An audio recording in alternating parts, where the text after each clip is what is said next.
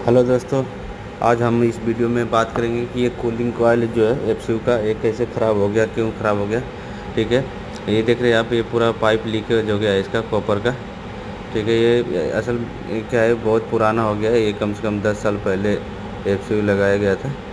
अब ये मॉइस्चर की वजह से या बाहर का जो खारा पानी होता है, साइड में समुंदर है, इसके वजह से पूरा गल गया। ठीक है, तभी हम लोग इसका पूरा ये एफसीयू खोलेंगे और कॉइल निकाल के दूसरा कॉइल लगाएंगे, फिर ये पे इसको भेज देंगे नया बनने के लिए। फिर नया बन के आएगा तो इधर लगा के फिर फिट करेंगे।